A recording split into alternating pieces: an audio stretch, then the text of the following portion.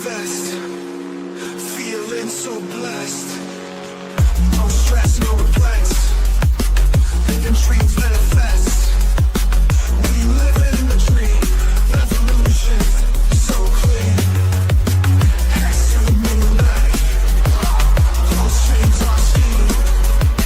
Tech breaks the rules. New coins on pulse. Stories untold. Legends of gold. We live in the dream to find revolution's dream.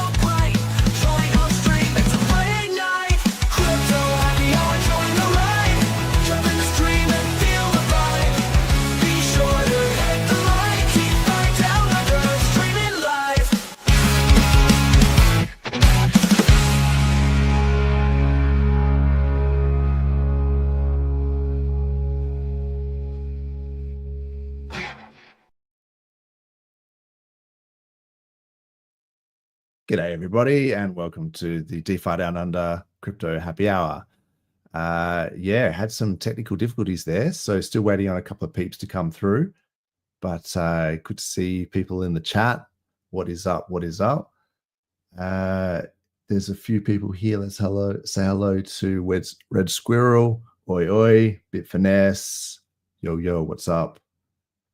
And yeah, True Blue, I think, is coming in soon. But until then, I can just check out some charts or something. What is up, Clintrons? What's up, man? Rapid Unbox, I should say. Let's go, let's go. Yeah, there's been some, and Klaz, what's up? There's been some crazy, awesome news that's been happening.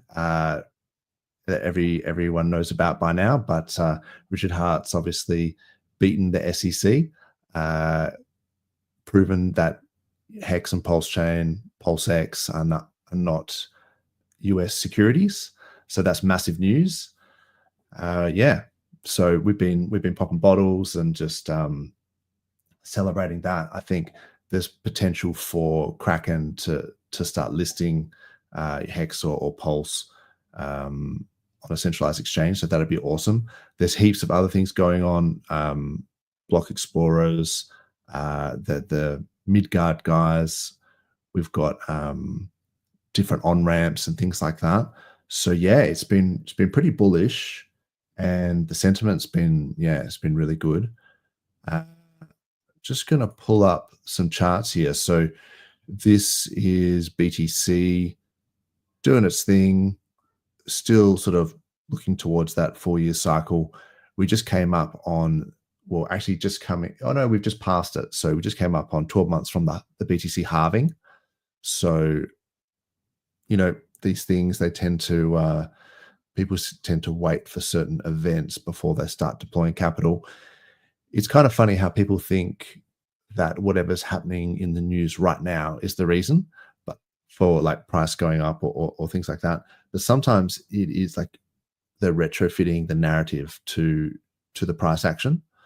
So I think overall BTC still on target. People calling it, saying it's over, saying that you know, 4-year cycle's broken, things like that.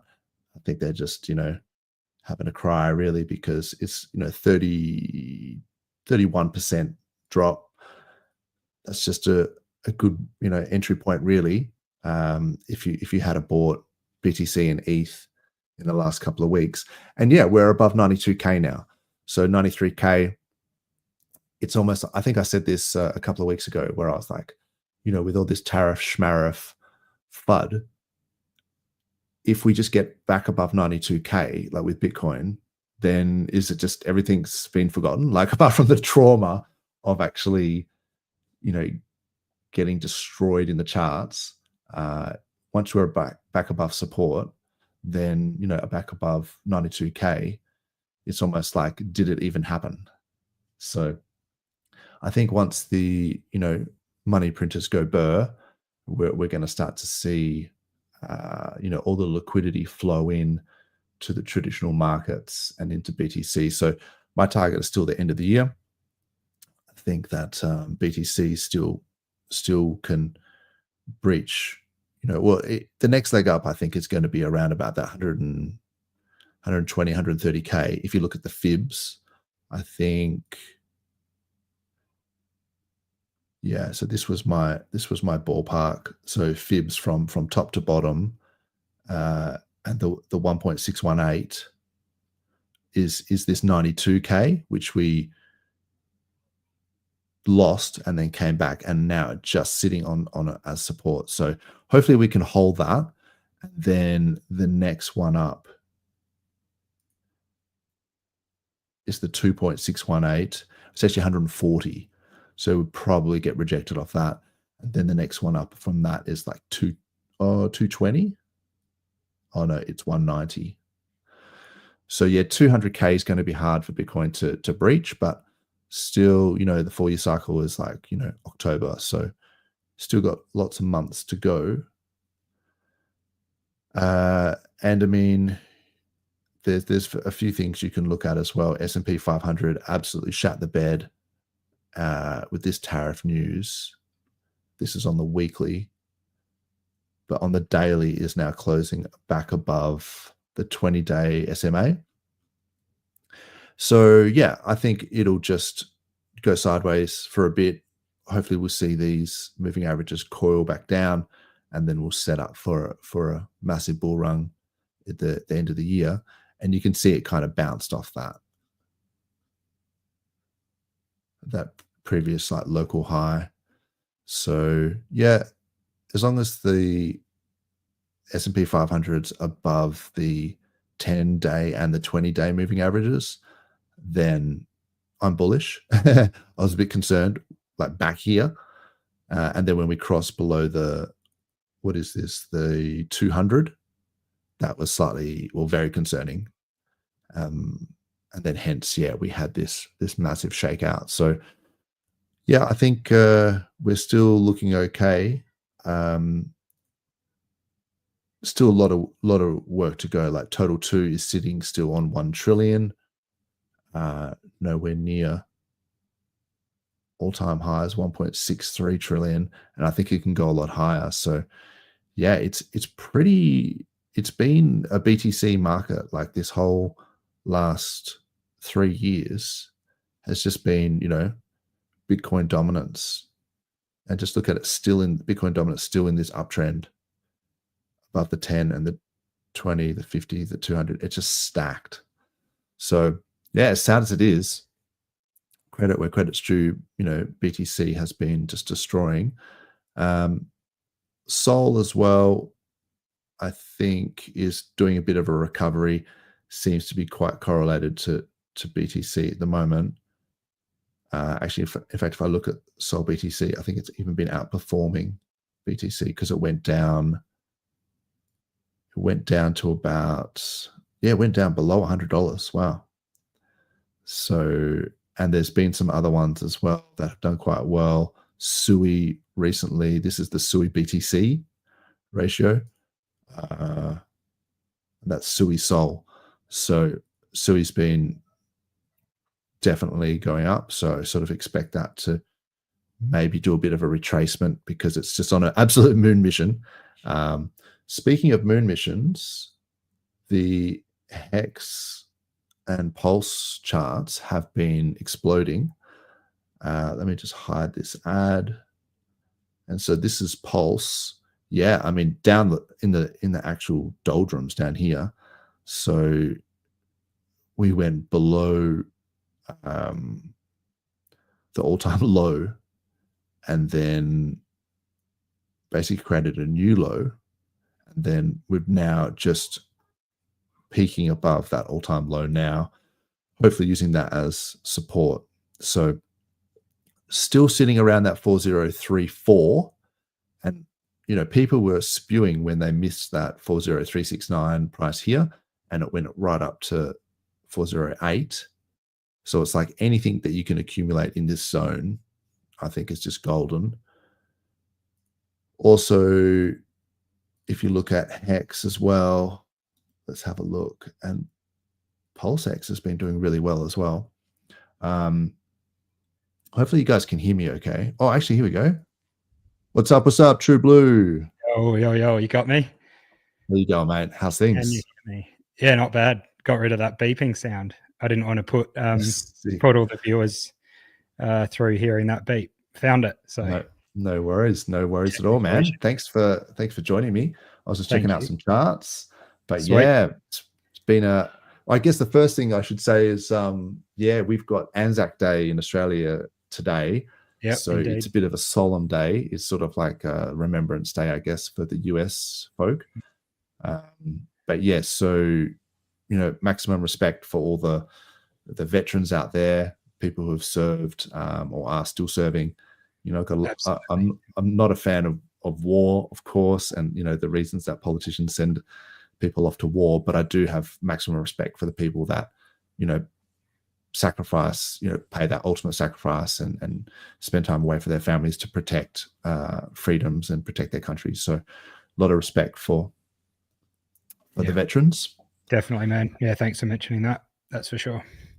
Yeah. It's a big day in Australia, the Anzacs. So I guess it's like the Australian, New Zealand Army Corps, but it's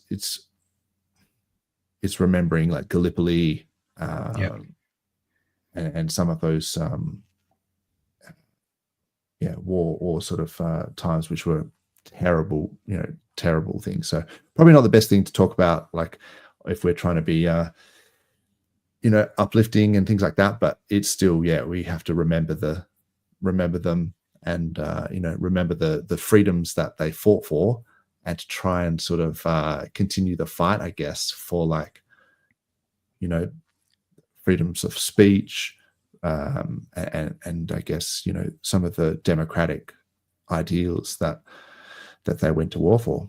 Yeah, I mean, I'm sitting here fighting in ways for freedom and different things, but I'm certainly not risking my life for it at the moment. So plenty of people out there that have done amazing things. So yeah, definitely got to remember all that.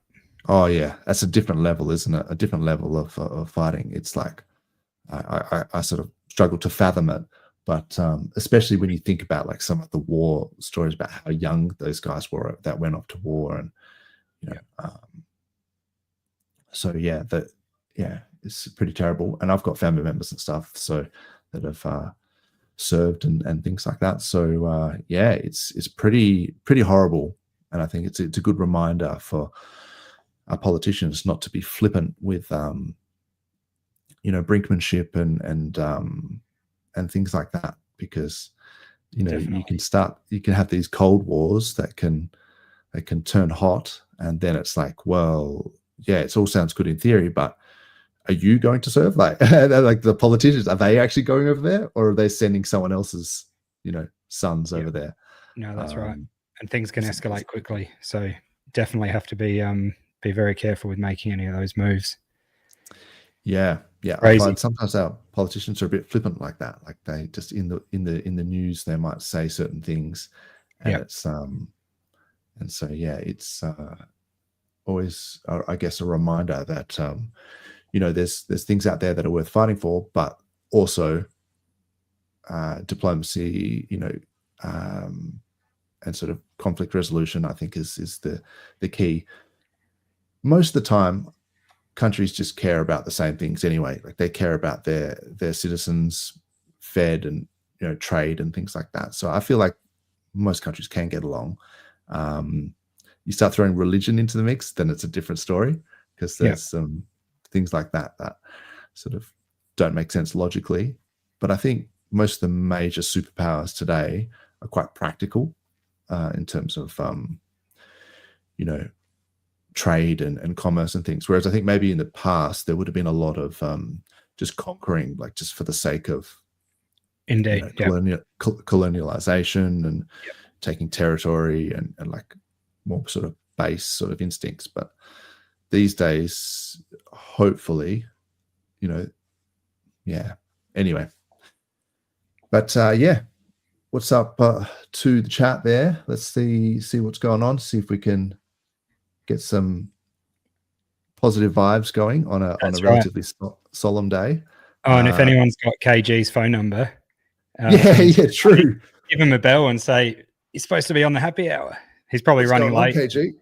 Time zone. Hopefully he's coming on. I did warn him about 3 times that like our time zones are, literally down under, upside down.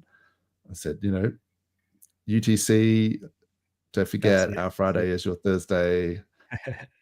So it looks like I might be interviewing you later, True Blue. Exactly. About internet money. Yeah, exactly right. So, I'll change my background and put on an accent. We'll be right. That's right. Just grow a massive beard. Just instant. Exactly. What is up, Lucky Loot 369? Good vibes there. Bullish times ahead. Yeah. So that's the other thing. Far out. The case, man. How I was just saying earlier, like, how exciting is it that PulseX, technically not a security in the eyes of the US. Like, it's that whole case is dismissed. Not partial dismissal. I mean, I thought it was going to be a partial. Yeah. And it was like full dismissal.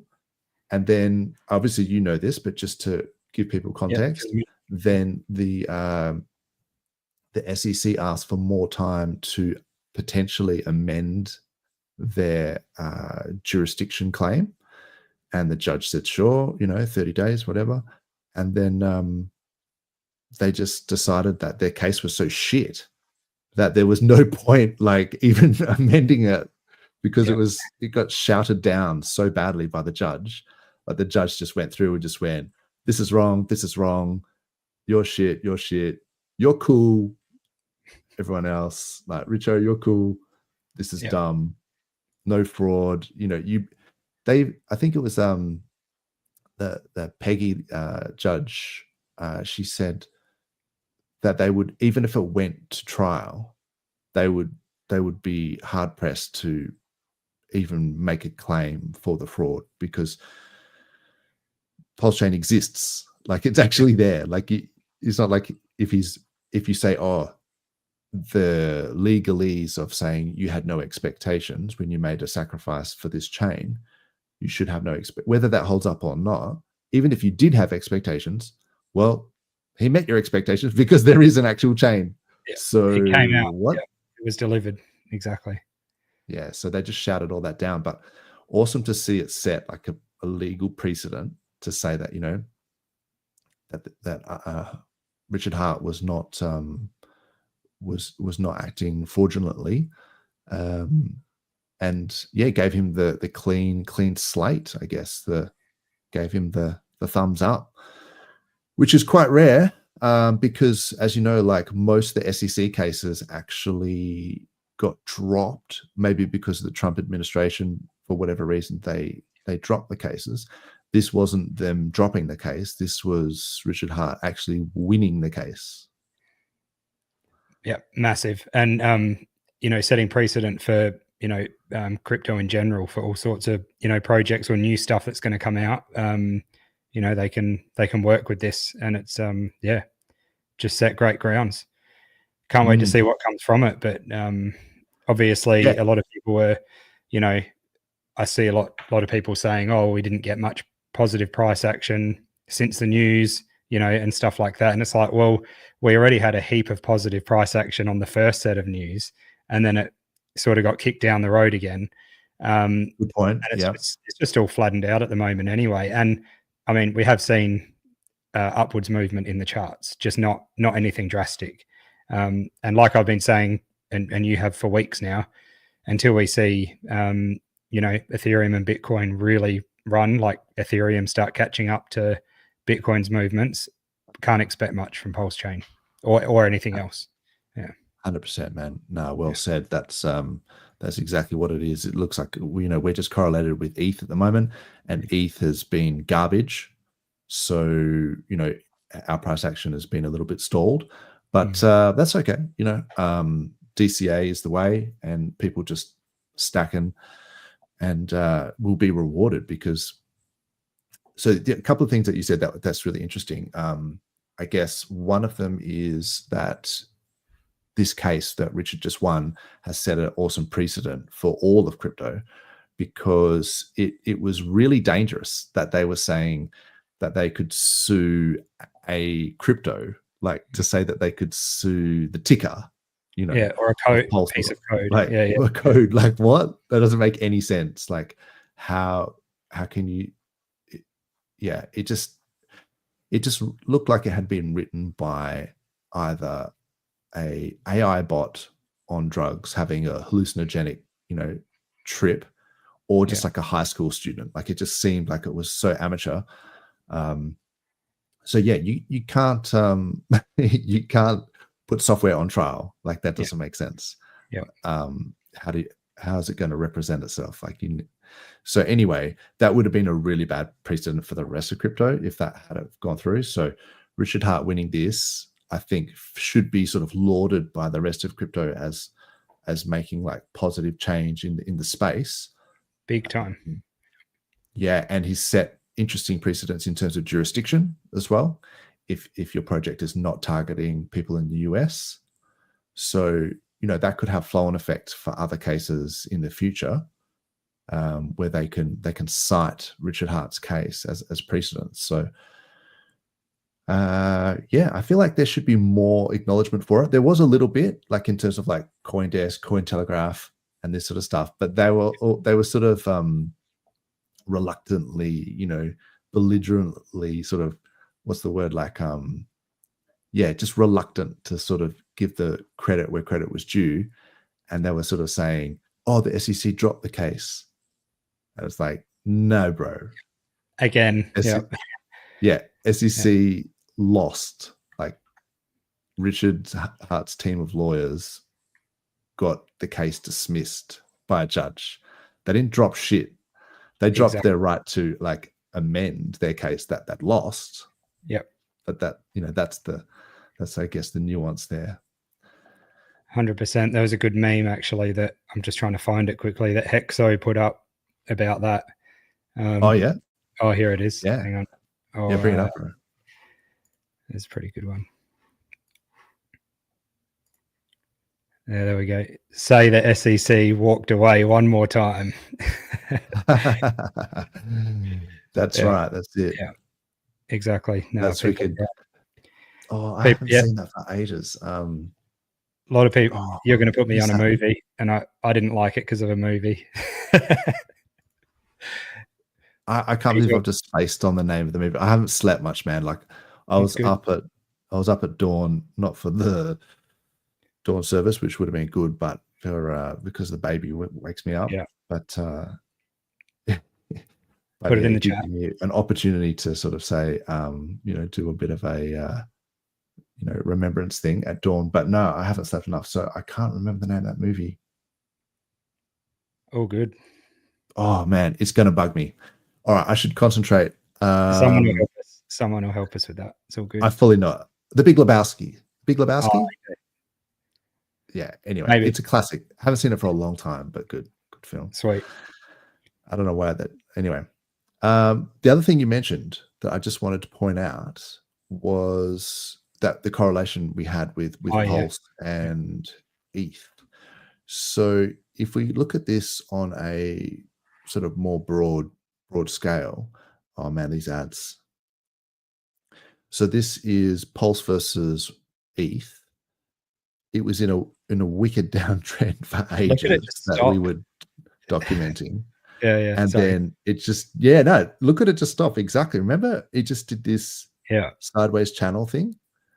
And then I think I was like, when this broke out of the channel, I was like, let's go. And then I noticed that it actually retested the top of that channel, came back below it, and then went back into it. Mm. And it's just like, I don't want to say that it's manipulated or whatever, Yeah. but I wouldn't put it past people like whoever sure. they may be Yeah. to want, to have wanted this sort of thing to happen, like to have wanted Pulse to go down versus ETH, so that maybe the ETH in the SAC wallets could be worth more in Pulse terms, and then just sort of grind sideways. And then obviously with the change in liquidity, you get change in volatility. So it's hard to kind of, to maintain when it's so volatile. It was probably easier to maintain when there was more liquidity here. But you could get bots, right, that sort of do buys and sells to keep it within a range. Definitely. So it just looks like the party hasn't started yet, like this is just pre-drinks, like, before you get in the taxi type thing. Like you're just thinking, we're going to go out later, let's have a couple of drinks before we go.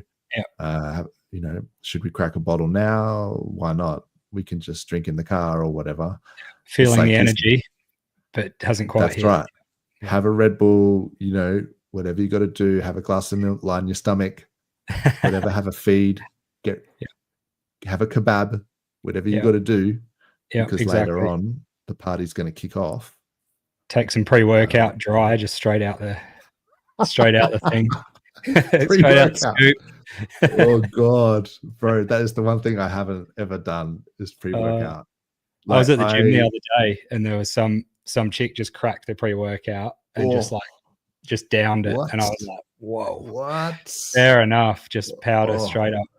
Yeah. Bro, I go to the gym, as you know, as same as you, like quite a bit, and I do my martial arts, I smash protein, but I used to take creatine. Yeah. And that was really good. Every day. But I'm just, getting heavy now. Like I've been in a, I don't know what the word is, bulking up phase, let's just say. Yeah, it's good. Yeah. But the pre-workout, man, like I've always wanted to, but I look at the back of that thing and it says 5,000 milligrams of caffeine or whatever. And you're just like, holy shit. Yeah. Like 100 or 200 milligrams is a coffee, right? Like, yeah. I don't want my heart to stop. Like that just some of them are good. I occasionally get into pre-workouts, and some of them you get mad tingles from and stuff, and it sort of, it doesn't help you, but it hypes you up, I guess. It's I have a coffee before I work out. Yeah. Coffee's just as good. I've been doing that lately, actually. I tend to do before I work out. Yeah. I tend to do pre-workout like when it's, when I'm at crunch time, when I'm like really struggling to keep going, and it's getting real hard for a few weeks there. Wow. Get the pre-workout, but otherwise, maybe it's not 5,000 anymore. Maybe that was just the old days, but it's definitely quite a lot of caffeine in those things. Yeah. But no, look, I smash like a sugar-free Red Bull or a coffee or something like that. But I try to go to the gym when I have like on a relatively empty stomach. Like I'm sort of fasting going into the gym, if you know what I mean. Okay. Yep. And then smash protein after. So that's good. But yeah, works for me. Pump the tunes, get in the telegrams. That's when you see me on Telegram. If you're ever wondering when I'm on Telegram, it's like I'm literally in between sets, just going, "The fuck's going on?" Like, no one's chatting. Oh, lovely. I can't keep up with Telegram. That's why I'm not making millions this cycle. Can't keep up. No, there's nothing going on Telegram, bro. It's just me trying to get like some song suggestions and stuff for the gym, and just like seeing if there's any alpha. Well, every now and then, like I do get a bit of alpha. Someone was talking about this coin Sparta. Have you heard of this? I have heard about it, but that's all. Tell me about it. I don't know anything about it really. I bought a tiny bag the other day because I was actually down south and didn't have access on holiday for Easter. I didn't have access to any wallets and things, but should have got your internet money wallet downloaded onto your phone, which 43 would love, and just bought someone there quickly. Yeah, exactly. Like hot wallets just for aping in. Yeah. So no, I mean, I think I had, where is it? Let me see this chart. So I'm starting the DGen a bit early today because we're sort of waiting for KG. So yeah, bear with me, folks. But so it would be, I think, under because I found some random meme coins. The Finvestor guys, I haven't really been a part of that Finvestor stuff, but yeah. So anyway, this was oh my god, this is the launch was a massive wick, so which you can pretty much discount, you know. So I guess it is. Oh man, this ads are so annoying. It's probably what, a couple of weeks old, maybe a week or so, and it's just gone above. So it's making higher highs. So not much you can say about you know, TA wise, but it's just that I know, you know, Wendy's for Tendies, I think, was the guy who launched it, and he's got some really good insights. You know, I always find what he says to be like pretty solid. Like he's been right a lot. So yeah, I value, you know, his opinion on things, and so if he's launched a coin, hopefully I think he knows what he's doing. Could be a meme coin play. I think we're running out of memes, so this is obviously the start of the 300 thing. I should have bought more before I started shilling this on stream. Damn. I don't have enough of it to actually be shilling. Not financial advice, by the way. Dozza is just talking about a coin he likes. Yeah, just give me like a couple of hours before you ape into it, so that I don't, like, you know, don't ruin my entry. But yeah, with the meme coins that's been going on, like, you know, people are still mad for PDI. God knows why. Like, but crazy. It is what it is. people like what they like. I've just been stacking Hex on PulseChain, a little bit of Hex on Ethereum, and Pulse, and maybe PulseX as well. Absolutely. That's also, you know, with the buy and burn, I think that's going to kick off as well. But yeah, the meme coins, like, yeah, what do you think? What's been going on? Oh, I don't know. I mean, in the way of the cause, I've just found myself sort of getting a bit. I was really Hex biased, and then I thought, you know, took a step back and sort of thought, I'm probably a little bit out of whack here, you know, between the cause. So I'm just trying to level out back into a bit more PulseChain and things like that, because yeah, I just feel if something's going to get put on an exchange, and I know there's been talk by the Kraken bot about that, which we'll get into, and people talking about bots apparently. Yeah. Exactly. But you know, if something is going to get put on a major exchange, it's going to be Pulse, surely, because there's that issue of Hex or EHEX and things like that. Personally, I think it would be Pulse. So I've sort of just started to try and rebalance to a bit more Pulse at the moment, you know, in hopes for that. But also over time, as we've seen with like Ethereum, you want to have plenty of ETH. If you're playing on ETH, you want to have plenty of PulseChain. So yeah, that's always been my thing. Yeah, you can provide liquidity. Having ETH, stacking ETH at the lows is I think a good idea. It's not so great in terms of diversification though. If you're thinking that we are correlated with ETH and then you buy ETH and Pulse, like, it's good because, like, I would like to have either ETH or Pulse, and I would provide liquidity. I used to do it quite a bit. Within the farms, the APR was a bit better, and, you know, get some ink and stuff like that. But now the yield is down. I haven't been doing it, and the liquidity is so low, the volatility, there's more impermanent loss. So hence why I haven't been playing with the farms. But yeah, the reason why I bring up the farms is because it's like, I don't mind providing liquidity if I like both of the sides of the pair. Like if one side goes up and the other one, it's like no biggie because I like both those coins. Yeah. But it's not great in terms of diversification. I guess in a sense, like, it's really hard to get diversification in crypto because everything is correlated to Bitcoin. Yeah, in a sense. Sure. Unfortunately, though, ETH has been almost inversely correlated with Bitcoin. So it's like as a hedge, if you wanted to diversify, you could get something that's either BTC or correlated with BTC, positively correlated. So yeah, but then also, you know, you get limp dip gains going with BTC. So what are you going to get, like a 20% or like a 2x maybe if you're lucky? It's like we're after these 20x's and things like that. You got to take on more risk, and then it just becomes like a, you know, how you want to stack your economic energy proportional to the risk.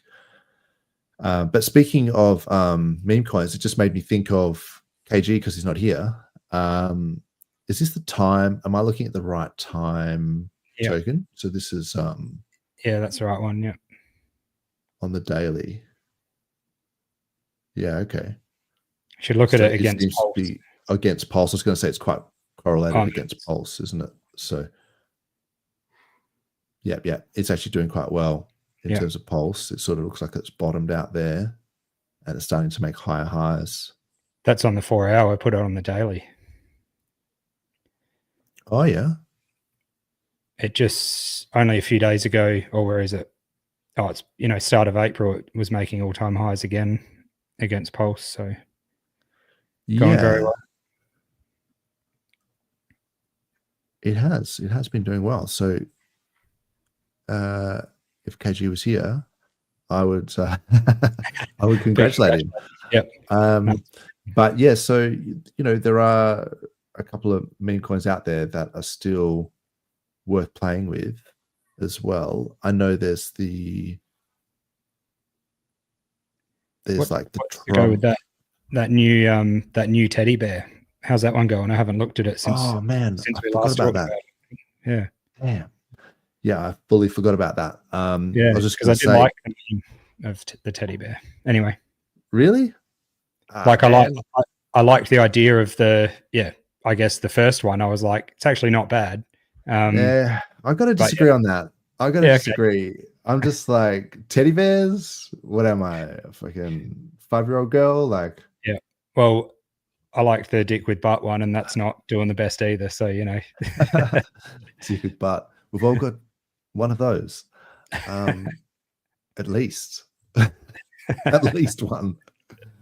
But no, the teddy bear thing I never really got, bro. Like, I mean, people don't come at me, teddy bear bros. Don't come at me with your teddy bears, your teddy bear party or whatever. But like, what the fuck? Why would I want a teddy bear? And why? Everyone's like, everyone loves a teddy. It's like, what? What? Yeah. Like, as a grown man, like, what? Like, I don't know, motorbikes, rockets and dragons and explosions and I don't know, like action films. Crypto, I get you. I guess at the end of the day, it's just what everyone gets behind, isn't it? Because the motorbike one, like, just say you made a motocross or motorbike, or monster truck. I just thought of monster trucks. How cool are monster trucks? Like, yeah. You just well, there you go. Don't make a monster truck meme, by the way, you people in the background. Just like, yes, yeah. Keep going, Dozza. At the end of the day, it's just something that everyone gets behind because some of them you've seen weird names of. It's just like, wow, you know, great name, idiot, but they've gone, you know, and made crazy multiples. So, yeah, I don't know, just getting a following somehow. Yeah, I think it's more about the sort of the community, isn't it? Like, but just in terms of memes, yeah, you just would have thought, I don't know, there's not so much you can do with teddy bears. But anyway, it's done really well. And I think Money Game Crypto was talking about the new teddy bear. And I was going to look it up. Actually, I did look it up and the chart was good and I was going to buy some, but I think I forgot. Doesn't matter. There's always a new one around the corner. But exactly. I think the reason why they came up with the new one was because they weren't a big fan of I got to be careful with the words I use, but the glitter guy, let's just call him, the Atropa guy.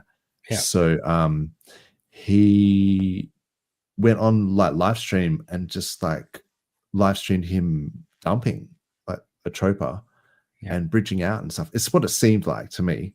And then was in the chat, you know, saying some weird stuff, and I thought, oh well, that's the end of Atropa, you know. But then now there's a lot of people saying, you know, Atropa is the new MakerDAO for PDAI, and there's like they're drawing squiggles on whiteboards and connecting the dots. It's crazy. And I'm like, okay, cool. So much speculation, and like it gets to the point where it's like just made up anything just to make it, just to keep the bag strong. You know what I mean? A bit like how I was feeling with the Somi stuff. But he seems to be laying off it a little bit. Back on track a bit more positive, which is nice. Positive towards what I like anyway. But yeah, we all have our bag bias, and that's fair enough. And we can agree to disagree. I mean, I still like Somi. I still listen to Somi's content, and you know, I think when he's got some really valuable insights and stuff like that. And I just disagree when it comes to certain things. But like, for example, there was the whole sort of premise that Richard Hart was behind PDAI, right? Then once that Richard sort of came out and called it cancer, you know, and it's like, I don't know, bro, it's like you're trying to say that he's behind it, but the dude just called it cancer. Like he's saying, he's talking smack about it. I don't think there's any hidden meaning there. It just sounds like he's not a fan. And maybe he was a fan before when it was doing really well, because it's like a showpiece, and technically like he is the founder of all PRC20s in a sense, because he's created the chain and he's brought these things into existence. So he's proud of, you know, the proof of concept that they can have value from nothing. Yeah. But whereas to say, but then if there's an exploit, it's like he's just, you know, now sort of seemed to me to turn his back on it. That was, I thought, the obvious take. But then, yeah, people were just sort of saying that it was all very cryptic, and that he was actually still behind it. In fact, Somi actually clipped a tweet, a clip of me saying that. Yes, he did. Yeah, I wanted to see the transaction hash for the P, because they were saying that the Vietnamese Dong guy had done the exploit before the chain went live. And I was like, what? You know, that's crazy. And then, so he showed the transaction hash and actually clicked me and said, like, bro, like, this is it. You should be, you know, listening. And I appreciate that. Like, thanks for that. But when I looked at that transaction hash, it was the AMM fixer bot that had minted that PDAI. Yeah. So it's still a little bit unclear as to why. In my mind, the AMM fixer bot, what it did was when the chain, you know, when Ethereum was forked, this entire system state was forked, you have, say, Uniswap pools, Uniswap v2, Uniswap v3 pools. There would have been SushiSwap pools, Balancer pools. There's all these different pools that existed on that chain. And then the AMM fixer bot was able to mint Pulse to buy up and basically drain all of those pools of all the PDAI, all the PMaker, all the P copies of everything, and would be able to drain all those pools and then redeploy them in PulseX pools. So it would then add them as liquidity in the PulseX pools and then adjust the ratio, because the supply of Pulse, like 1 ETH became 1 Pulse. So then because there was 1.3 million times more Pulse than ETH, then to keep the ratios of those PRC20s with respect to Pulse, they had to be adjusted. So that was my understanding, that it would print wrap Pulse and then drain those pools and redeploy them in the PulseX pools. So I think that's what you end up seeing, is that you see a whole bunch of those transactions where the AMM fixer bot was actually redeploying liquidity into PulseX pools. But certainly it didn't seem like that was the same Vietnamese Dong exploit thing that we had been seeing recently, which was more of an arbitrage between, liquidating MakerDAO vaults and some other complex thing. But look, I'm the expert in it. So, but it's just good to see, people providing some transactions. So then other people can then say, hang on, is it possible that it's this? And then we can have like a discourse rather than just being people just sort of making claims without, because really transaction hashes are where it's at. Like that's where proof is in the blockchain, on the blockchain, isn't it? So you can see a lot by that. Whereas the rest of it is just what people are dreaming up, really, and speculation. Exactly. And that's like, I'm happy to concede when I see things that don't make sense. And you sort of think, okay, so if that AMM fixer bot was doing some things that it shouldn't have been doing, who's responsible? Is it Richard Hart? Is it the devs who made the fixer bot? What else was the fixer bot doing? Like, happy to discuss it. Yeah. But I didn't see any ties between the AMM fixer bot and that Vietnamese Dong guy's wallet, I guess was the point. Yeah. So that kind of, breaks the claim, I think. Exactly. Yeah. And in regards to like Richard, and first of all, last stream with Fast Abdul, I said that I was going to try and not talk about this coin anymore because I've been wanting to not talk about it.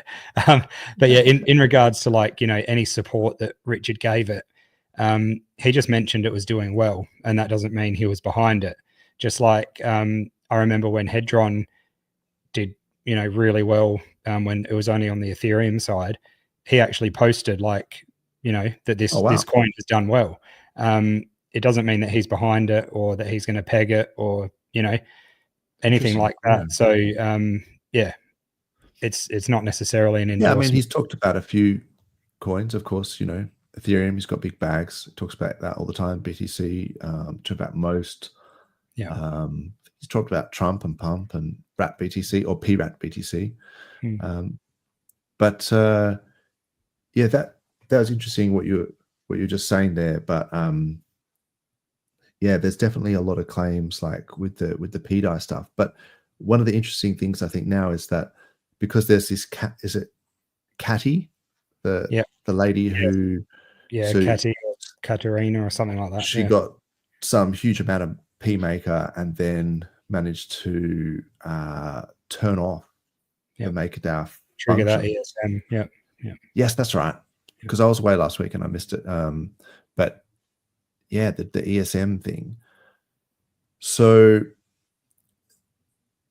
I mean, we can have a look at the chart. I haven't actually looked at it for a while, but I'm pretty sure there was a massive dump when that happened. Oh, that's right, because they minted like 100 billion PDI or something.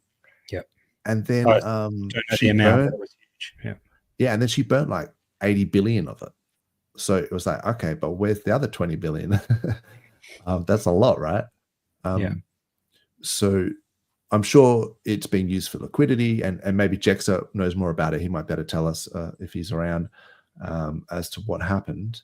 But to me, that's kind of concerning that you can have a single actor can come in, play with a contract and mint like 100 billion of that coin, and then turn off all the functions that made it being able, to peg. Like the idea with the whole PDI $2 was that it was going to peg, right? Yeah. Through these like collateralizations, and the OA was going to put the hex bags into whatever, and then instead the OA staked it out. So then they said, okay, well maybe they can use Pulse or something to collateralize the vaults. But if this MakerDAO thing now is sort of shut down and you can't use any of these features, then the narrative has to shift again to like, now they're going to deploy a new MakerDAO or something. But yeah, anyway, look, as long as the buy volume in dollars outweighs the sell volume in dollars, then the price will go up. And if people want to buy it, fair play to them. So yeah, it's just not really. I mean, maybe you want to get a moon bag, whatever, if you think that this is just like something that could happen. But then now I don't understand how it could peg if it has any like potential feature where it could ever peg. And then it's just like, why not just peg hex to $1? Like, why not just go hex to $1? You know, why are we? Yeah, exactly. Let's just focus on that. That's probably more realistic. It made it halfway to $1, you know, before. So yeah, why not try and do super that? low liquidity. Let's just focus all that energy and just be like hex to $1, you know? And you can see the low Or liquidity in the ecosystem at the moment because just how volatile it is, you know, moving around at the moment. Man, if there's an injection, it's just gonna launch hard. That's for sure. Yeah. So look, tell us in the chat if you are a PDI guy and you know more about this, almost certainly know more about it than me. You know, tell us what is going on, because it seems a bit like the narrative, if it was based on the MakerDAO action, then that has now been shut down. Then that seems like that pegging narrative is dead. But on the flip side, if the exploiter can't use those MakerDAO contracts to exploit it, to mint, then now it could just go to $1 because of just buy pressure. Like, it's just like a meme coin, right? Like, people could just say PDI to $1, why not? And then it could just go to $1. Like, the market does whatever the market does. Yeah. So yeah, maybe it will just do it because people just wanted to, like, from just like not because of any complex mechanism, like pegging mechanism, just because enough people buy it. I don't think it will stay at $1, but they could easily get it to $1, right? Yeah, that's it. I mean, unless there's enough people with big bags that just bought that massive dip, and they just sell on the way up. Some people would have scary. Hard. That dip. Yeah. Let me bring that up, because the other thing I find funny about it is, I guess it might not be nice to find it funny, but only like a week or two after, there was another PDI coin that launched that had a sacrifice. You know, was that like Maddie's one? Yeah, the P died, or the other one? And then it's like, that one. And then it's like literally 1 or 2 weeks later, DAI is actually turned off and dead, like the ESM, so it can't be minted. And now it's a true meme coin anyway. So what was the point in any of that, really? You know, I've sort of said I didn't agree with the way that they were doing that. Sacrifice, all a bit weird. Good DAI and all that stuff, but you know, that was not. I wouldn't have done that. But you know, I think Matty Allen, I don't know, I give him the benefit of the doubt. But yeah, it's like, anyway, let's have a look at this. What happened? This is a Troper DAI. So if I invert this, so I thought, oh, this must be it here. This is on the 4 hour. Oof. Big wick. Where did that go to? I think it was like 99% or something. Oh man. No, zoom out. This is like. Can you even see the bottom? Oh, it is too. 99.93. Wow. Damn, in a single candle. Oh. And so if someone bought that. Oh, geez, I actually feel really bad for some of the guys who might have had a lot of money in that. But look, to be fair, it got bought back up, right? So it's only down 73%. I mean, we can't talk really, like Hex is down, you know, a lot and stuff from. Oh, but this is only in like not over 6 or 7 days. Yeah. Yeah, and a lot of the thing, I guess that's the thing, is like a lot of people maybe got wrecked on their pulse bags or something, and then they might have bought in here, so they were down 99%, and then they bought it, and then oh gosh, 99%. Oh, but you know, in terms of just we talked about this back here. I distinctly remember this. See this double wick that happened, and you and I almost changed our mind on it. Well, this was back when it was really going up, and I was like, oh geez, you know, everything on chain is pumping, like maybe because the PDI guys, you know, so that's a good thing. This was before the exploit, right? And then it did this double top, and I was like, oh, that's not good. And it was like broke below the. So yeah, we were saying at around about 2.6 cents, like this was not looking good. It could have been a top. Yeah. So yeah, I mean, you can see what happened there. But yeah, in the last week, it's done this. But look, if you bought it, I guess, you know, maybe some people, I think you just had to be around like at keys and just happened to buy this. Yeah. This You got to be monster so wick. quick. Oh my God, you would have been up 40,000%. That's so funny.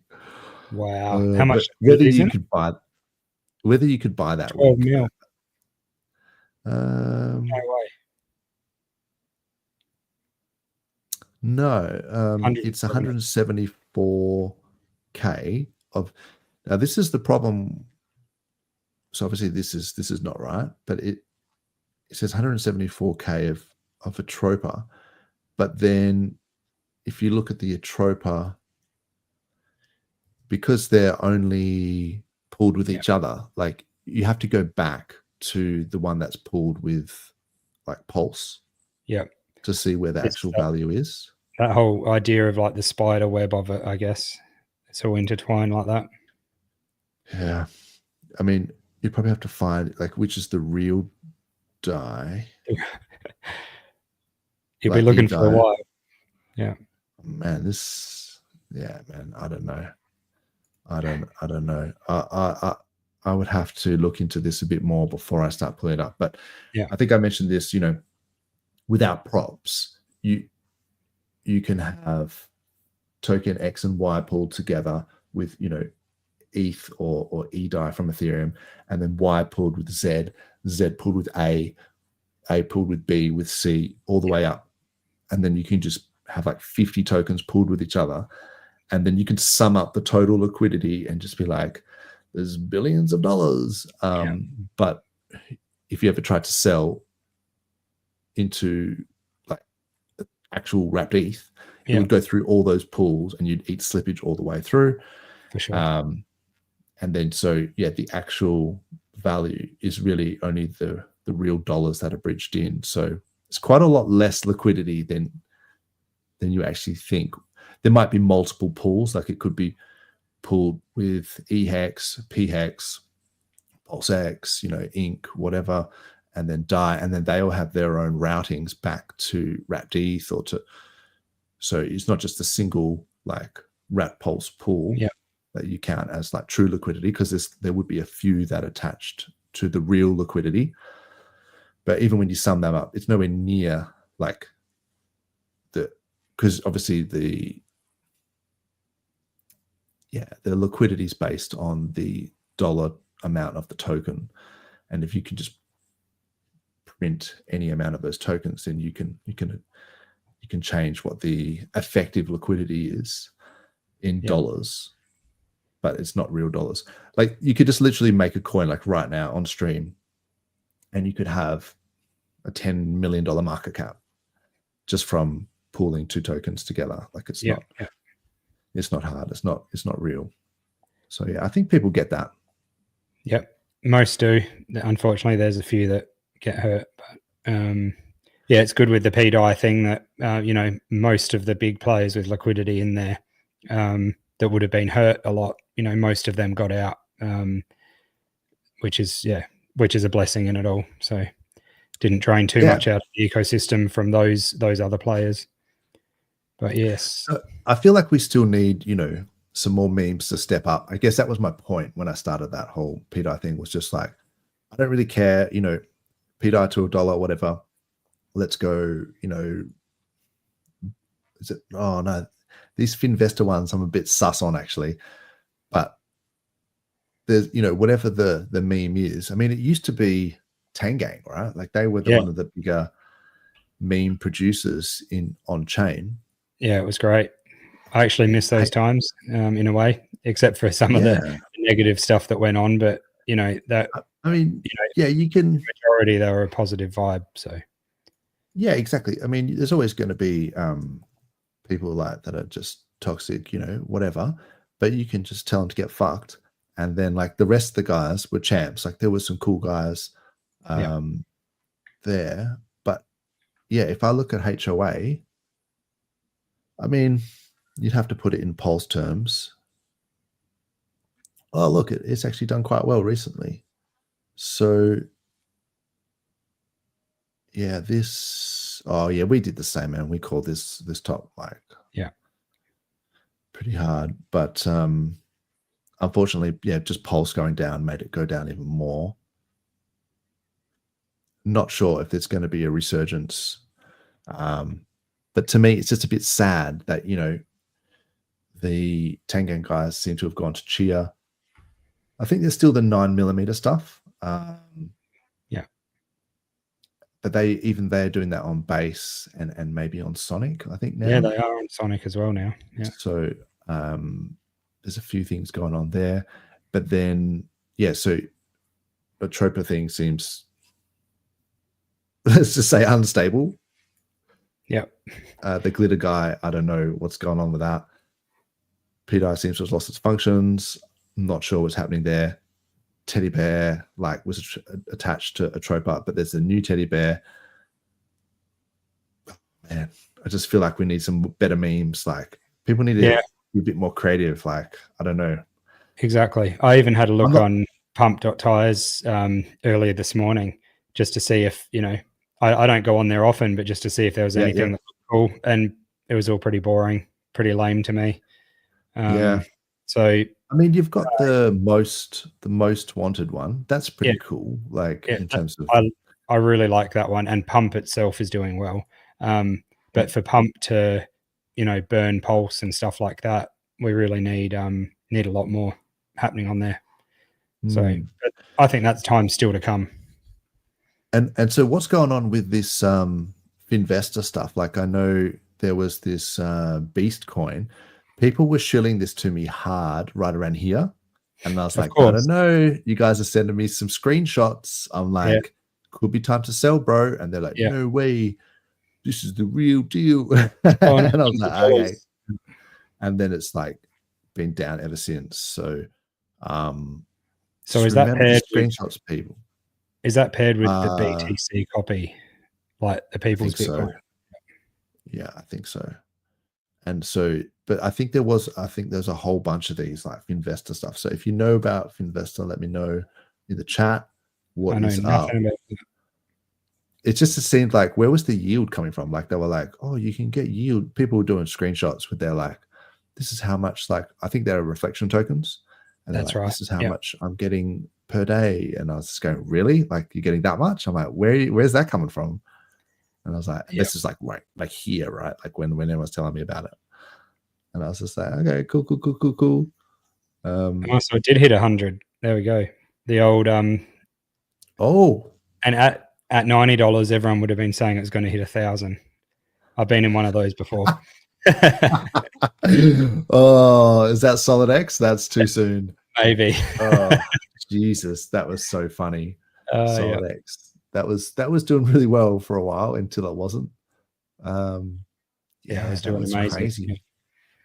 And then I think the Firewall guy brought out some meme coins as well. Didn't like on pump.tires. Yeah, and they went well for a couple of minutes. Yeah. That's the sad weird. thing. I found it weird because he brought out a Solid X token on pump.tires, and it's like, why would you do that? Why would you want another ticker with the same thing? Don't know, bro. Strange.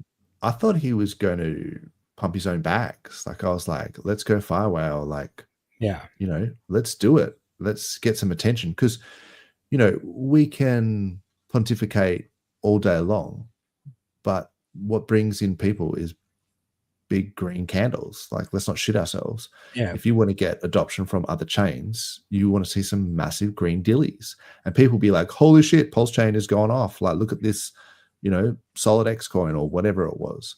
It doesn't matter the coin, like coin XYZ. They would literally figure out how to bridge in, what wallet they need to use, be it internet money wallet, like whatever. Yeah. They would figure that shit out if they see some massive green candles.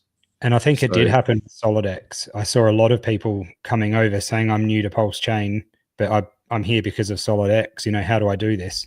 And I reckon PTGC probably was another one that might have brought some people in, but SolidX went hard and it really did get some big eyes on it. I think they're just waiting for the market as well. It's like, I don't see how you could try and pump a coin at the moment when it's at this level, because it's just going to get sold back down again. I remember we were talking to Money Gang about this, and I said, are you not concerned that it is, I think it was around this, you know, 10 MA was below the 20, and then I think it closed below this 200. Yeah. Oh no, this is the 50. So okay, so the 10 was below the 20, 20 was below the, and it was, the candle was closing below the 50, I think. And I was like, oh. And so yeah, they've done it before, and it just rocketed back up, and then it was like it went on another mad run. Yeah. So then I was a bit cautious that it might not just do the same, but then it didn't. So RIP my bags of whatever this was. I don't know. I don't think I had much in it, but Indeed. 65%.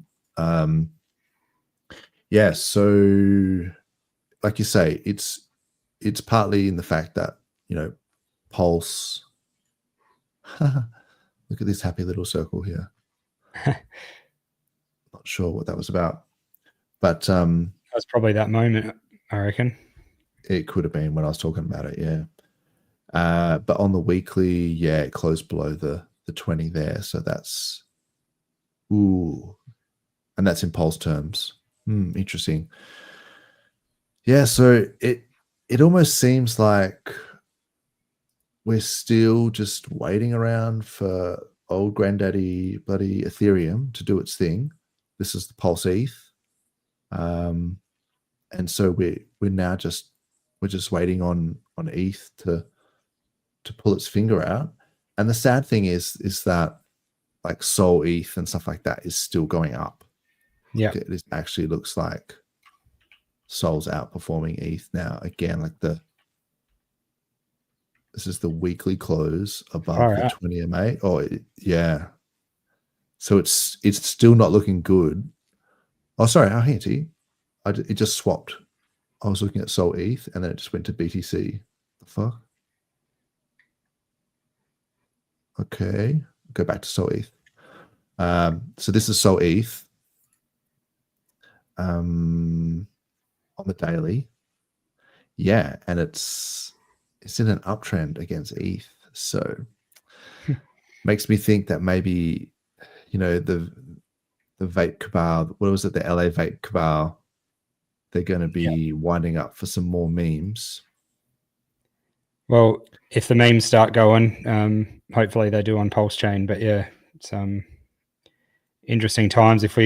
I'll definitely feel a bit disheartened if we see Sol going hard again, you know, making real big moves with all sorts of memes. So see what happens.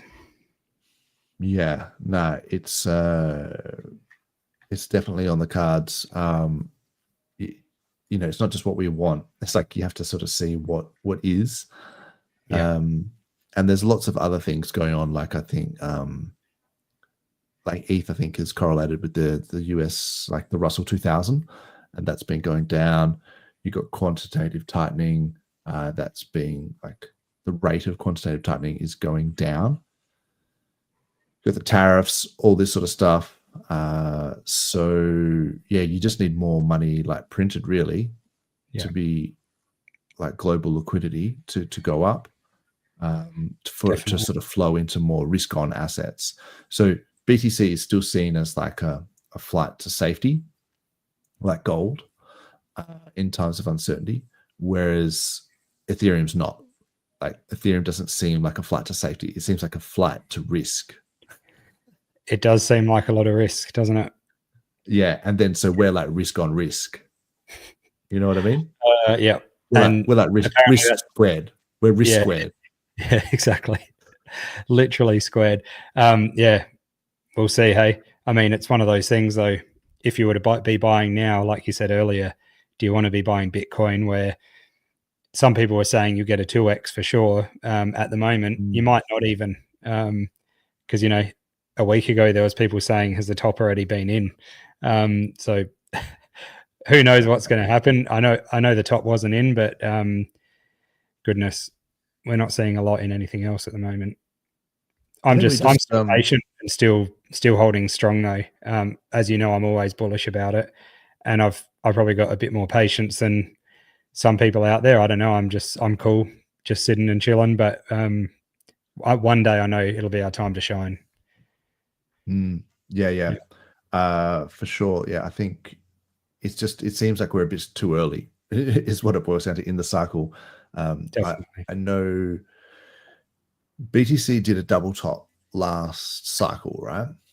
And so people just assumed, you know, oh, there's a fractal. It's, you know, 12 months after the halving is when it all goes up. And I think really it was because of the spicy cough that people were at home.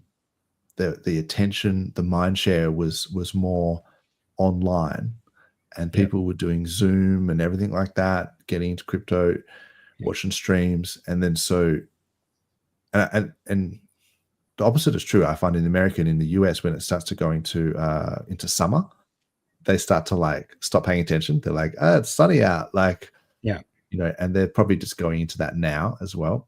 So it's like when the attention, like I say, with Spicy Cough was on screen, then people funnel their money into, you know, the stimulus and the extra liquidity that was printed at the time, 40% of the total money supply, like in a 6-month period. And people couldn't travel, they couldn't go on holidays. So then they just thought, well, we may as well invest, you know, market's crashing, like buy the lows.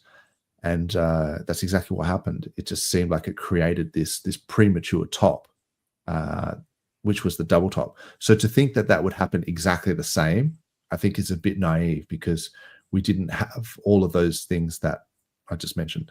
It's not going to be as extreme of as a ramp up, because that happened in the space of like months, like just everyone putting it in a funnel all at once. And, you know, if you think of it in the way of like slippage or something, like everyone just trying to go in is just causing that explosion.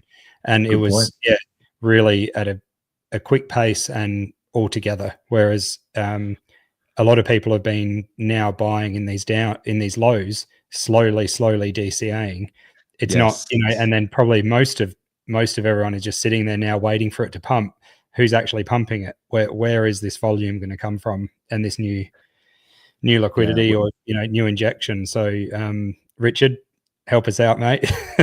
we need it. No.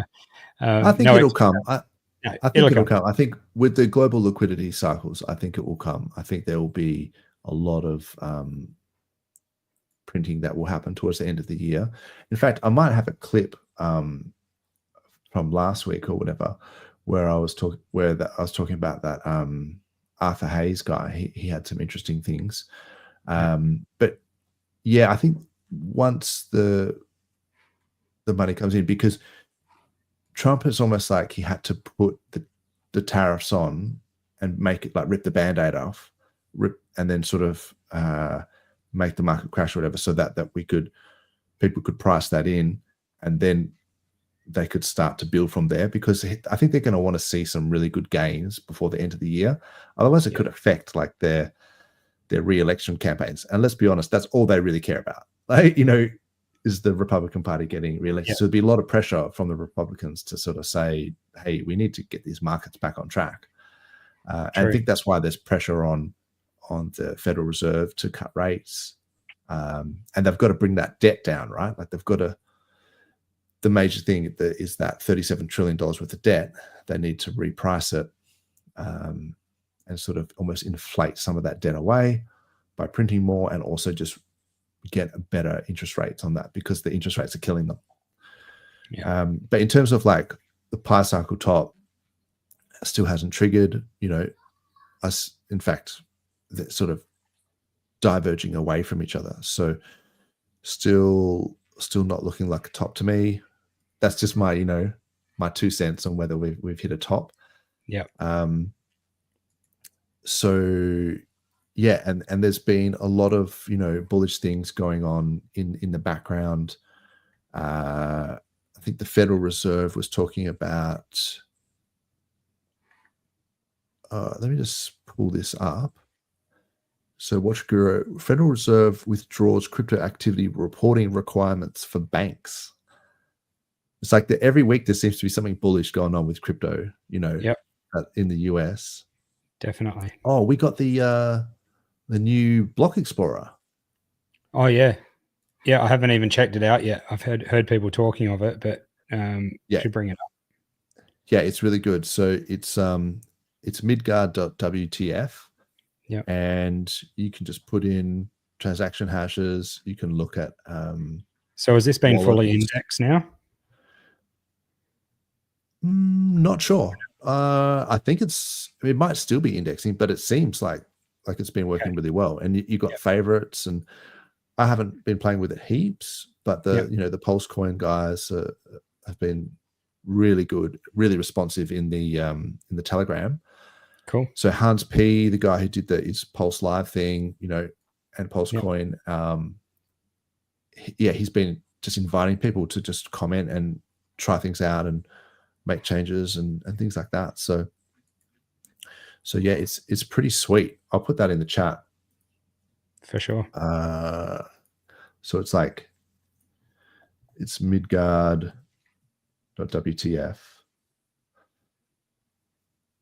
And then so that's pretty sweet.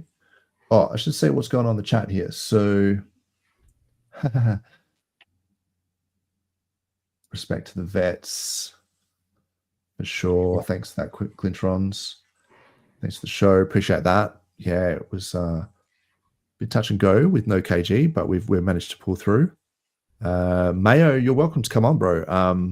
The link is the same as usual, the StreamYard link. So if you do want to come on. I messaged him before and he said he was in the pit, and he was so he wasn't able to come on, but he was listening. So I'm assuming that's to do with his current second thing he's got going on. Oh, okay. So, yeah. Not like a mosh pit. Not like a mosh pit. I think it was like a political pit. Gotcha. Maybe. I was going to say, going to see a band or something. Nothing wrong with a bit of mosh pit action. If you or a pit. Yeah, or a pit at the mines, maybe. Who knows? Could be. Makes more sense. Yes. Yeah. He does do. Does mining. Yeah. So it might be like super pit or something like. Yeah. Oh, this one's interesting. Who's this guy? 43. Old mate. Yeah.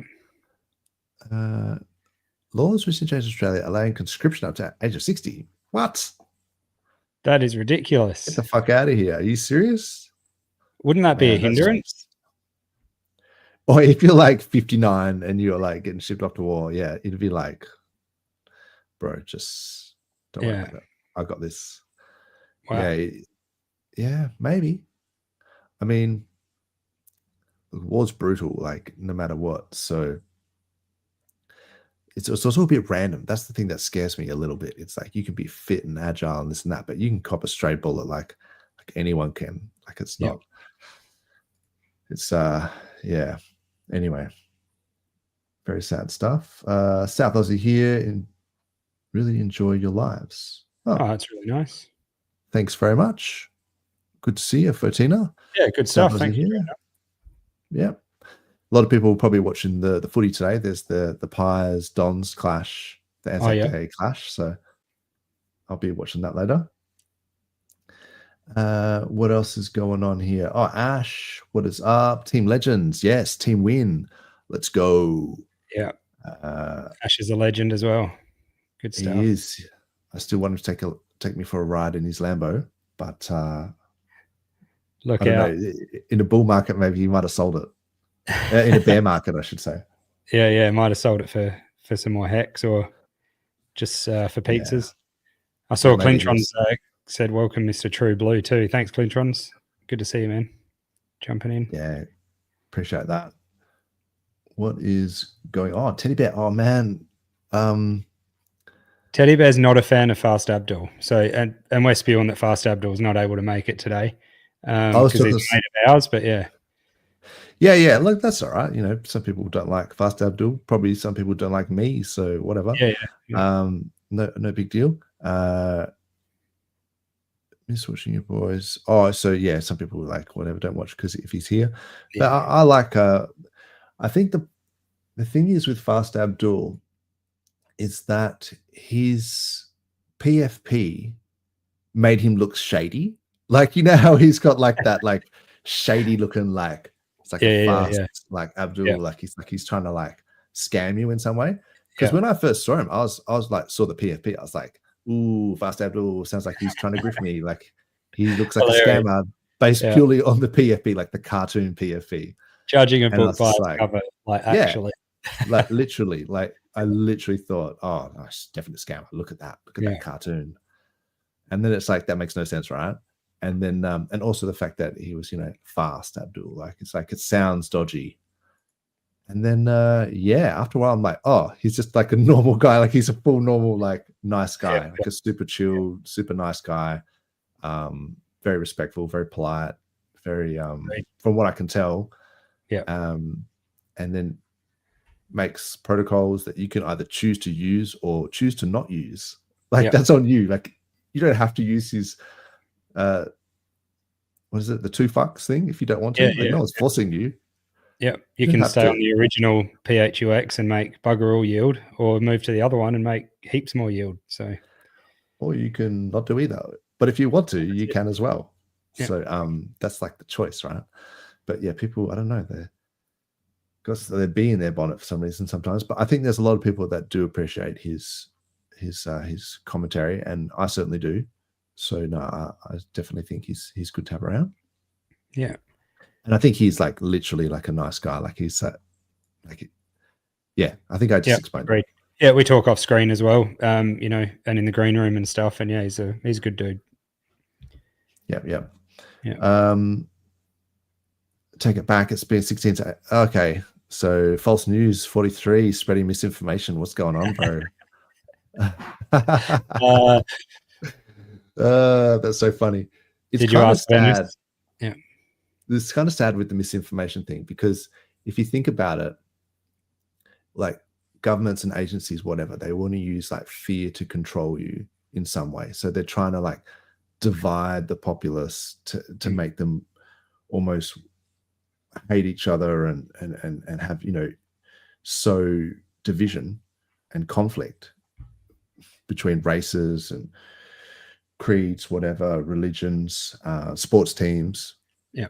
Just so that people are sort of occupied by that conflict, that they're not sort of questioning their station in life, like whether they're like literally a slave to their mortgage or their taxes, whether they really own their house, or whether it's the banks that own it, whether it could be taken away from them at a whim, you know, whether the government could take away their freedoms at a whim and put them in a cell.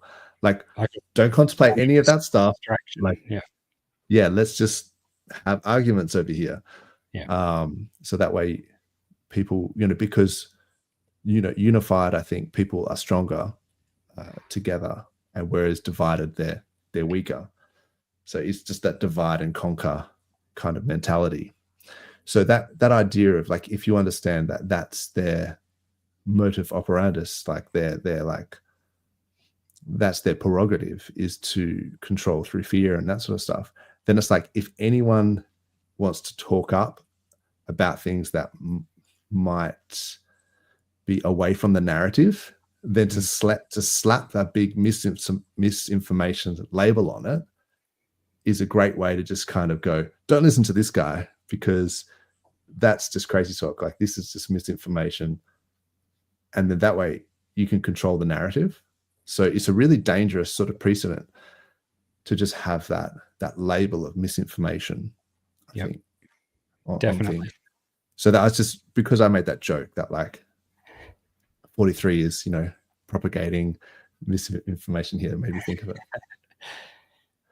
But yeah, fact checking in real time. That's what it's about. Like, let's actually go and check the facts check the transaction hashes. Let's have a look. Like, we care about the truth. Like, we're trying not to let our egos get in the way here. Like, we actually care about what is the truth. And I'm sort of like to uphold my ideals, to be like a truth maximalist, whether it's what I want to hear or not. Like, let's actually find out what is real and what is, rather than, a narrative. I agree. And it's the same with, with any of these things in crypto or people. Someone has said things about Fast Abdul down just most recently in the chat, and it's like, well, if that's true, I'm sure the facts will come out. And at this stage, I don't believe that's true at all. I think he's totally a good dude, and haven't seen any of that happen. So the proof will be in the pudding, and blockchains, are pretty easy to verify. So there we go. The burden of proof is always on the person making the claim. Yeah. So, you make a claim, you have to show the proof. Otherwise, like, don't expect anyone to take it seriously. Yeah. That's it. And by the way, like, if people keep talking about it too much in the chat, you're probably better off just doing it in another public place than on a stream. We probably won't tolerate it for too much longer, but if anything gets into too much detail, but yeah, all good. Yeah. Anyway, Mayo's said recently Furu could be revived. Furu.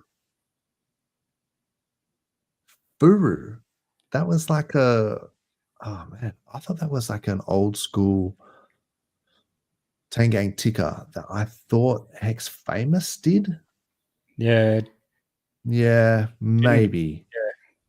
I mean, I'd like to just see starting with HOA, and then a lot of them are tied to HOA. So, we'd see some more movement there. But I think the community, the Tangang community, needs to come back to PulseChain or be seen on PulseChain a lot more, because it's been, pretty dismal lately. And I know they're doing other stuff, but not much will happen until their vibe gets back as well, I think.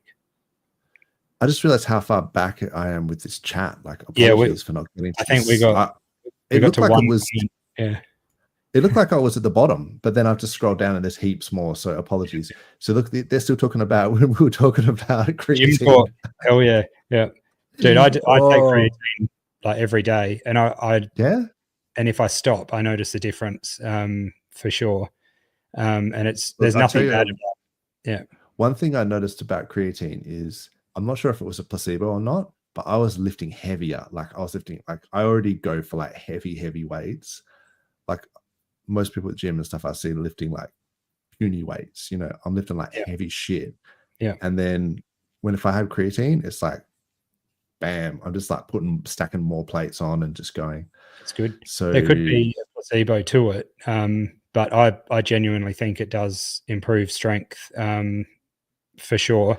And it gives you more of a pump, and also almost like the pump is still there even when you're not at the gym, like a bit more of a Well, I think what happens is you would know this because you're into all this sort of stuff, sports science and stuff. But it gets the water into the muscles, right? Yeah, like, so 100%, actual muscles get more hydrated, so then they plump up, like they bulk up, they look like they're pumped, and then you will look more bigger.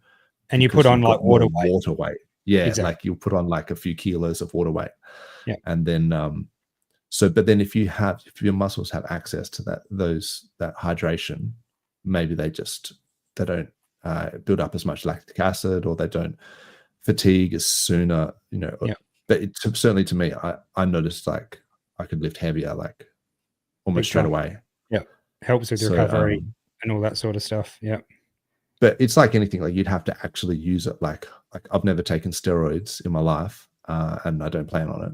No. But or TRT or any of that stuff. But I think the idea that you just take it and you'd be massive is like a misnomer. Like, you still would have to work and actually lift like heaps of shit. Oh, absolutely. To actually build the muscles. So if you had the creatine, you might just have to. You might be able to lift more, but you still actually have to lift more. Yep. For it to see the difference. Like, if you just took it, you might not notice any difference. That's it. Yeah. Creatine's one of those things as well, where it's like it's actually a natural thing. It's not like concocted up, and if you get just creatine monohydrate, that's all it is. And it's, there's nothing bad about it for you. Studies have shown and whatnot, and it's in, red meat has the highest amount. But unless you're eating crap loads of meat, you're not going to be getting as much. So I think that the most difference that people see is people who don't eat a lot of meat anyway. So like vegetarians and stuff, like if they take the creatine, then they start to see massive differences. Yeah, absolutely. So, and like women and stuff like that, because they typically don't eat as much meat. Yeah.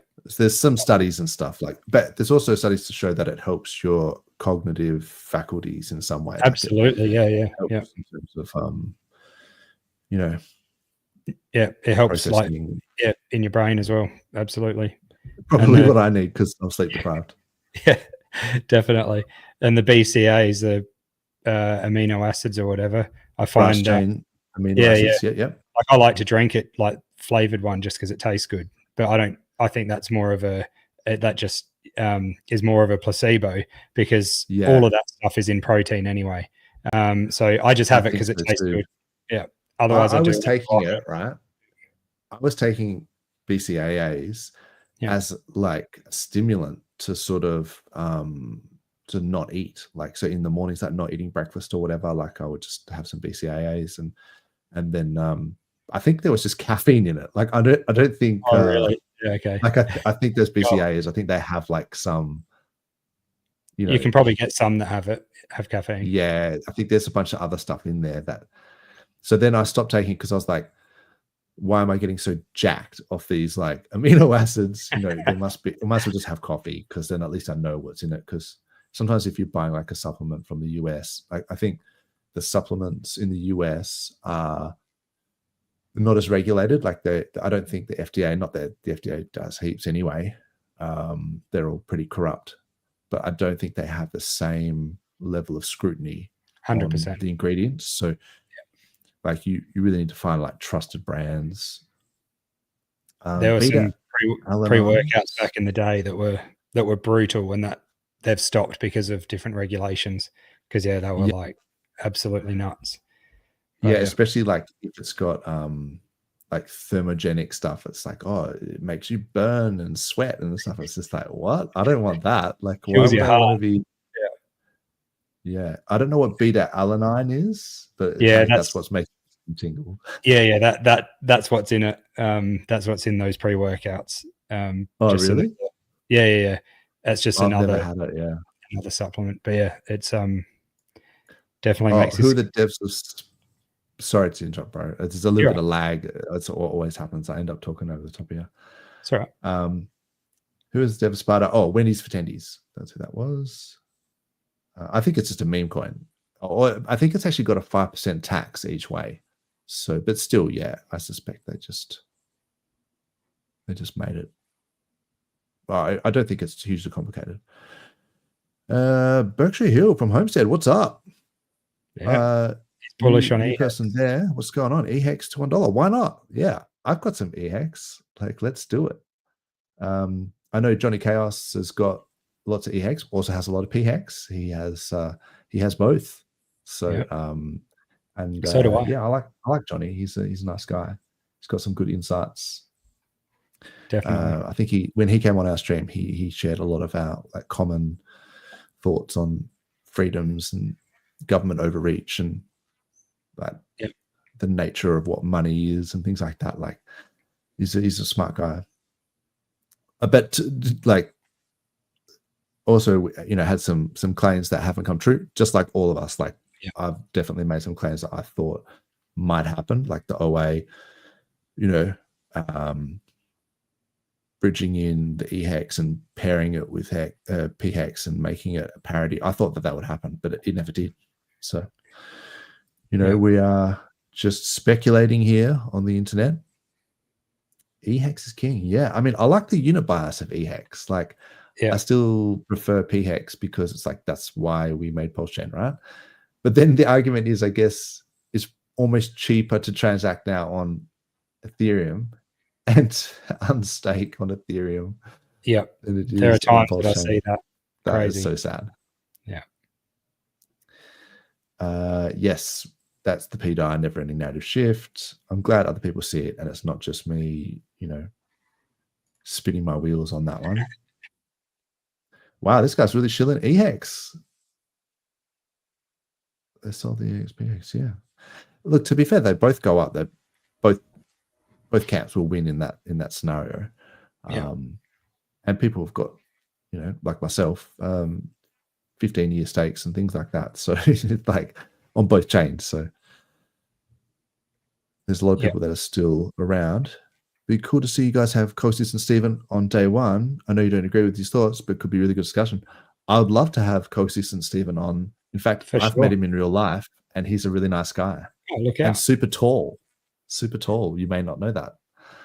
Is he Australian or he was just here? Yeah, he's Aussie. Yeah. He was at the meetup, man. You would have met him as well. At the Aussie meetup.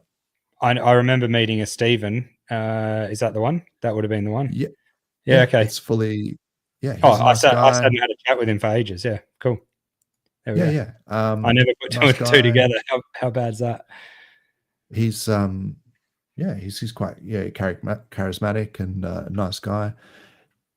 Different opinions. Obviously, Clintron's has pointed this out. Don't agree with some of his thoughts, but I think he's really open to discourse and communication. I think that's important. So he may be big on the Atropa thing or PDI, whatever, but then I'm sure he would be able to hear both sides of our argument, and we could agree to disagree and still buy each other a beer at the end of the day. So it's no big deal.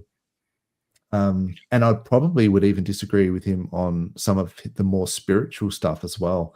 I've seen he does a lot of stuff to do with, philosophy and spirituality and stuff like that. And like, I am a scientist, so I would be probably disagreeing with like a lot of stuff.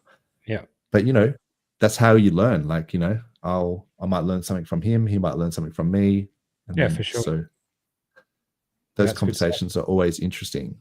Yeah. No, we should definitely get him on. Pontificate, time of use. Oh, too soon, 43. That's I almost lost it when I saw that one earlier. Oh gosh. Jeez. Okay. Yeah. Whoops. But still, like, the word made sense. Like, if you're pontificating on something. Yeah. But a bit timely considering the Pope just passed. Yes. Hi ho Hex. What is up? What is up? KD. I'm going to go through some of these pretty quick. To D. What is up, bro? Settle down. Yeah. Fair drinks. Okay, there we go. There wasn't that many comments after all. That's good. Fair. Was it fair shake of the sauce bottle? Fair dinkum. Nice. Hey, look. I had a thought just before when we were talking about the OA making moves and the staking and stuff, and I mentioned about Hedron. Mm-hmm. He made the OA made some pretty big stakes. Just speculation, of course, and I'm not saying it's going to happen. But wouldn't it be shocking if they did something with Hedron as well, with those stakes and jumped on there, that they could, take control of that pretty strongly as well. Not that I think anything's going to happen, but it just crossed my mind. I guess, like you say, with those stakes, OA would have access to a shit ton of Hedron. But I think, you're right. The OA did actually put up I think it was a V3 sell wall of Hedron on Ethereum back in the day. There was, yep. So, yeah, I guess. So the OA has always been benevolent to Hex. Yeah. So if it perceives that by pooling Hedron with Hex on Ethereum, because that's what happened. Yeah. And then people minted a shit ton of Hedron, and then they were selling their Hedron. So it was bringing the price of Hex down because it was routing through Hex and selling into dollars. Then the OA, I think, decided to put out support in terms of supporting Hex by putting up a sell wall. So I always think the OA is benevolent, but towards protecting Hex. Yeah. So that may be to the detriment of other coins that, if you send coins to the OA, like, don't have any expectations that they're going to do anything positive with them, because unless they benefit Hex, it may not work out that way.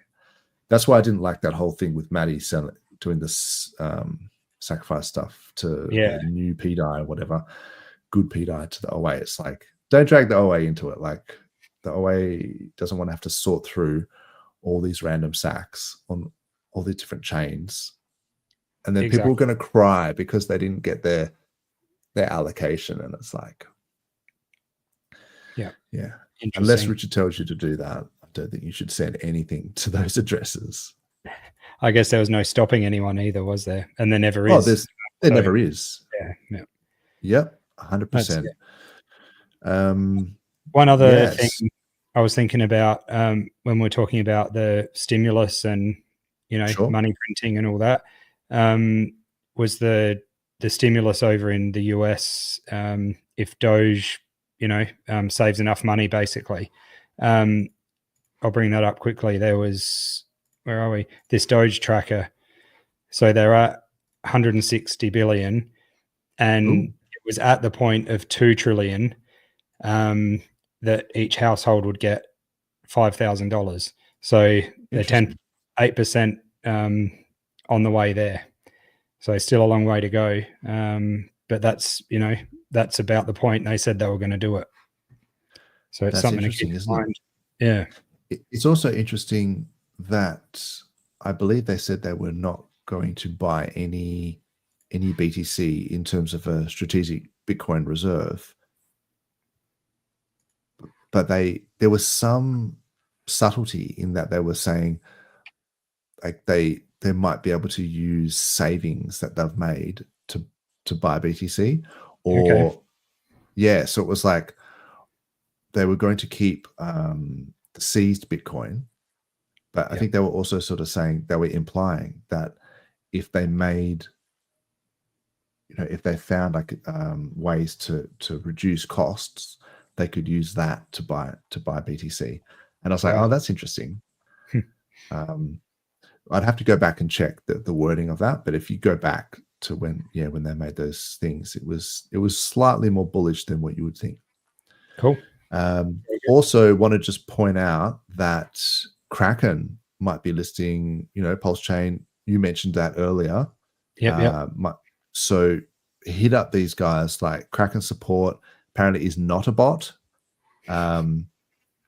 So, Coffee and a few of these guys, Crypto Coffee, shout out to Coffee. He's a legend.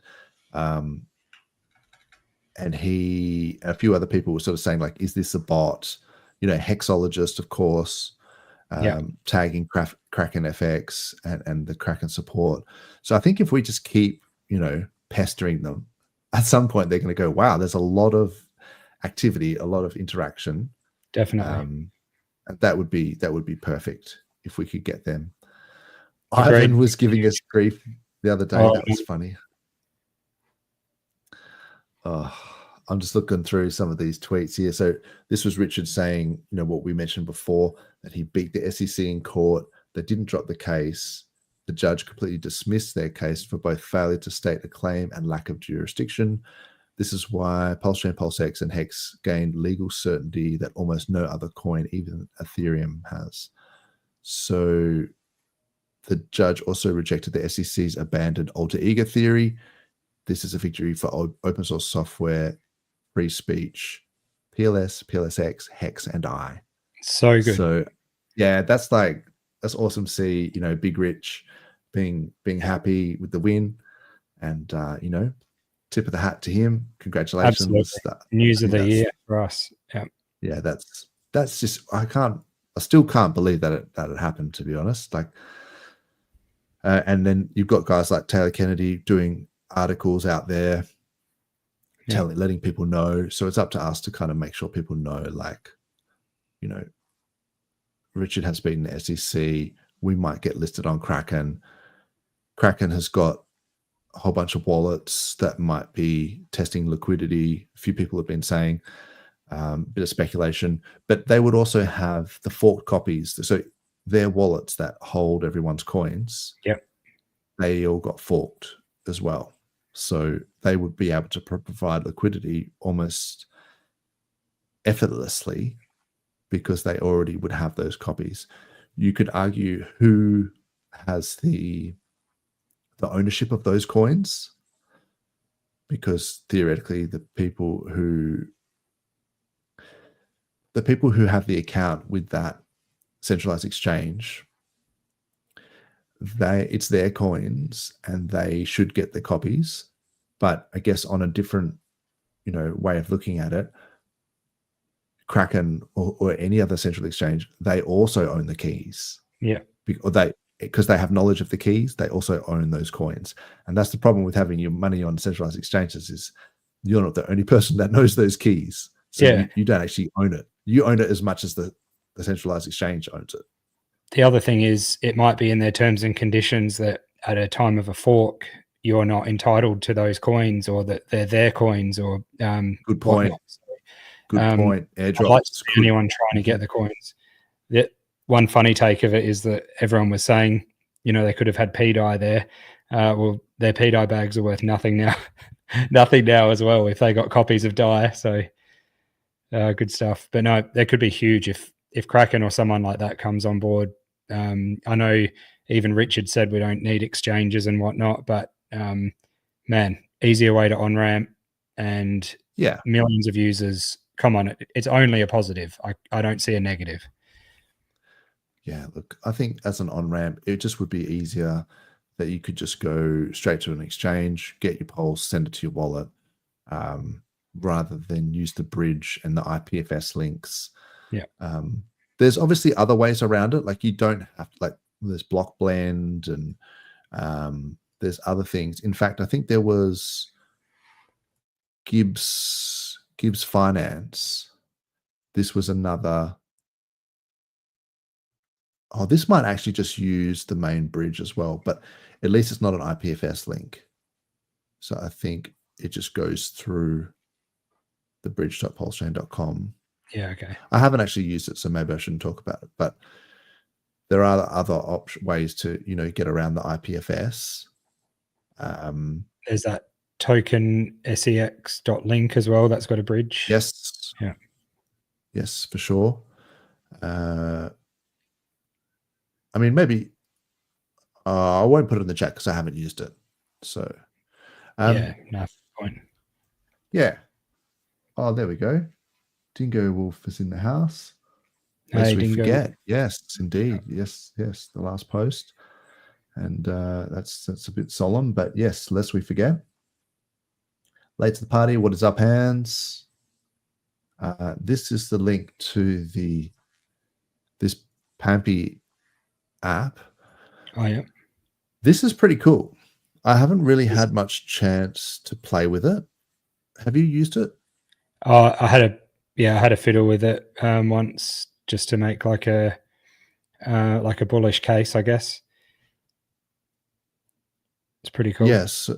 So it seems like you can, if you were saying like how much if you injected into like Hex, and then if it was split across all the cores.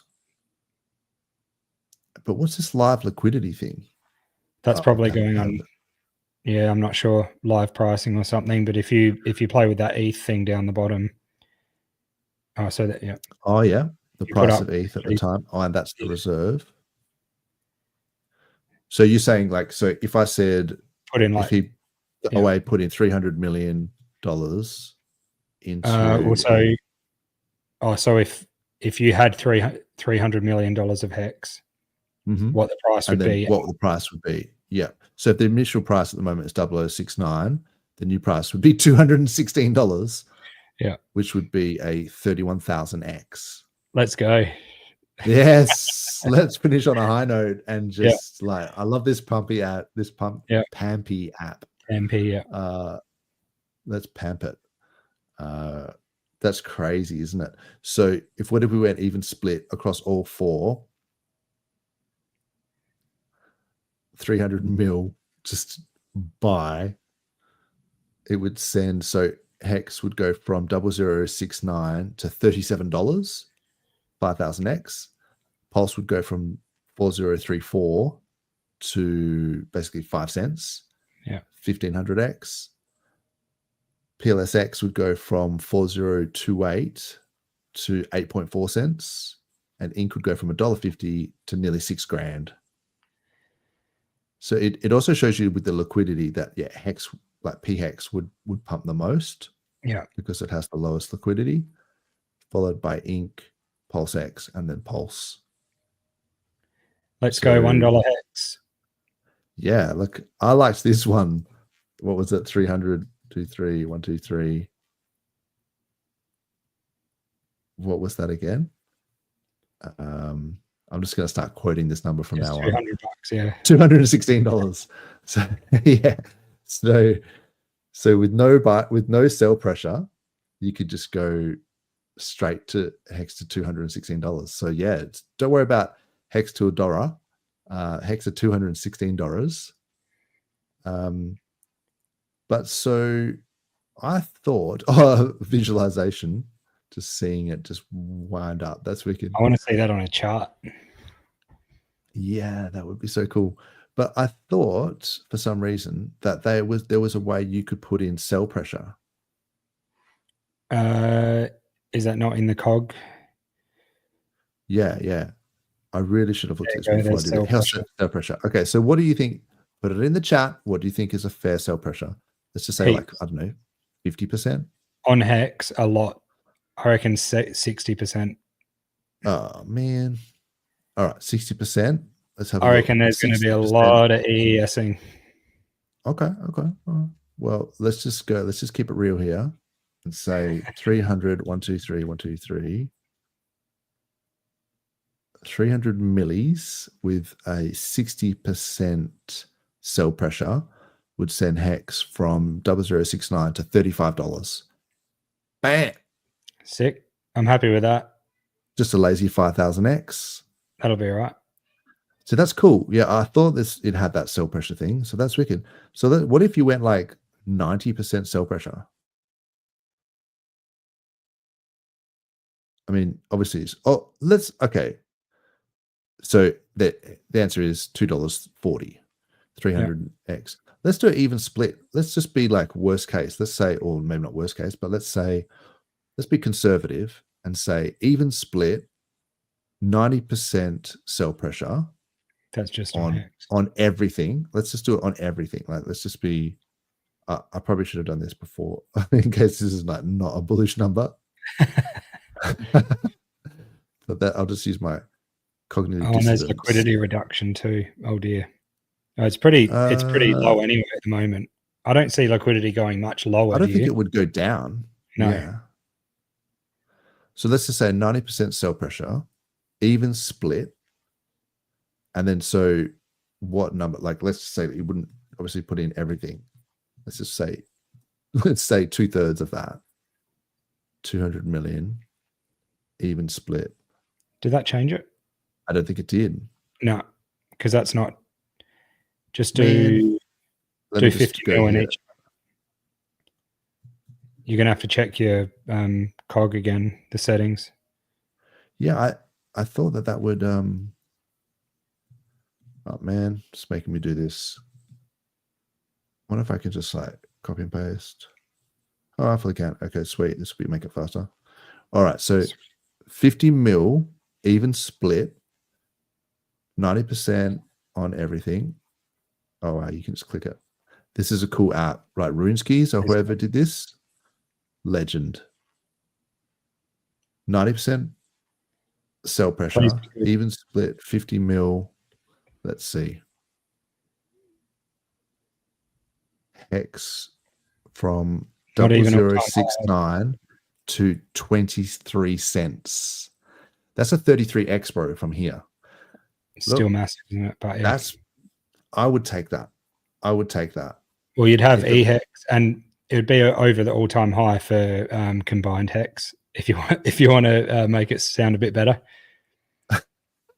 No, I'm trying to make it sound bad. I'm trying to Yeah, make it yeah, sound like I'm being conservative. I'm saying let's assume that 90% of all the sell pressure goes, and that only 2/3 of the OA SAC funds gets used. You still get a 33, and it even split across all 4 assets. The cores, you still get a 33x. Yep. Let's go. Very nice. Should be good. I could do that. 33x. Look, 33x would be decent. It's a few jet skis. You take that.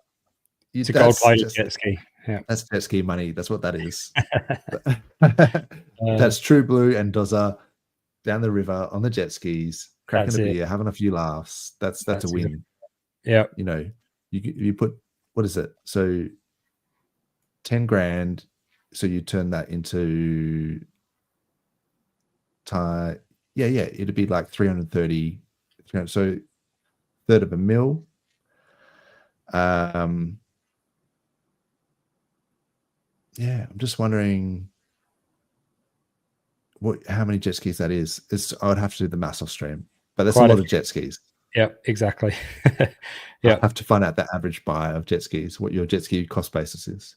That's right. Yeah, probably a good one. Probably about 10 grand for something decent. But yeah, so you get 33 jet skis. Is that what you're saying? Yeah. You can't ride them all at once. Come on. They shouldn't do it in like in X's. It should just be in jet skis. Yeah, that's right. So how many? Wait. Put this in numbers I can understand. Yeah, exactly. How many jet skis is this? Exactly. Talk to me in Lambos. All right. That's right. Yeah. You get 1 Lambo and 3 jet skis. Okay. I get it. Yeah. Cool, good stuff.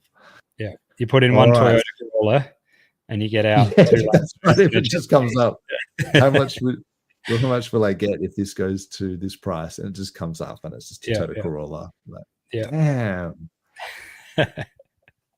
Good stuff. All right. Very nice. Yes, we should probably wrap it up. But thank you for joining me, and thank you. Cheers. Sorry to the audience who didn't get Brother KG with us today. That's it. Not as advertised. He has been rugged from our show. Dozza spreading misinformation again, just trying to get the numbers up. Yeah, that's right. No. I was told he would be here, so maybe it's a time zone thing. But apologies again to the viewers, and hopefully we can get him on some other time.